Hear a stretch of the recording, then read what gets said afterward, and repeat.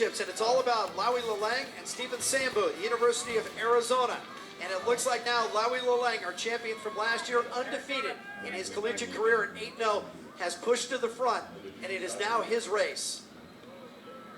Jim Watson and Olympian Dwight Stones in Santa Clarita, north of Los Angeles, on what we thought was going to be a very hot day, temperatures in the high 80s. It has not materialized. There is wind. We expected that as well, but the temperatures now just climbing above 70 degrees for the first time. Although these guys, I would think, Kenyans and training in Tucson, the heat wouldn't bother them anyway. No, this is a walk in the park for these guys. A huge advantage for both the Colorado Buffaloes and the Arizona Wildcats, both living and training at altitude.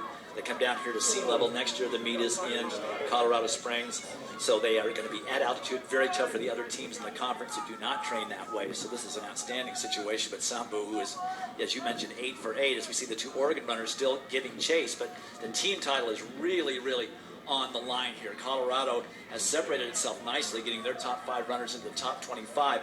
The battle right now really for second place between Stanford and Oregon, and Colorado once again showing that they're a great addition to this conference, possibly, and more importantly, probably going to repeat as Pac-12 champions the first 2 years they've been in the conference. That's Trevor Dunbar running in third for Oregon, his teammate Parker Stinson just behind, but they can barely even see these two, Lelang and Sambu. Sambu paced Lelang halfway through this race. Finally, Lelang pushed in front, and now he has gapped him about 10 meters.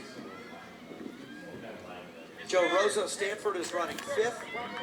Lane Worley, UCLA, is 6th. And Lowy Lelang, 8-0 in his collegiate career, already a Pac-12 champion, and he's trying to add to it. And now these two are in a dead sprint as Sambu has answered back. Here comes Lelang and Sambu. They'll race to the wire, and Lelang answers back. So Sambu challenged him, Lelang broke him, and they will finish that way. What a close by Sambu, and Lelang said, all right, I saw you had that much. Do you have anything after that? The answer was no. Dunbar and Stinson for Oregon will run 3rd and 4th. 2 years in a row, your champion of the Pac-12's Lowy Lelang. And now 9-0 for just a sophomore from the University of Arizona, as we now see the Oregon runners finishing 3rd and 4th at 7 points. Now it's a matter of where are their 3rd, 4th, and 5th runners, as Colorado has yet to be seen, but it looks as though they're going to finish almost as a group. And if they get most of their runners between runners number 10 and number 25, that's going to be what's going to take for them to take home the team title. Showing the O as they come in, we think Lane Worley from UCLA might have passed the Stanford runner. He did, Joe Rosa, so Lane Worley gets up for 5th. Joe Rosa is 6th.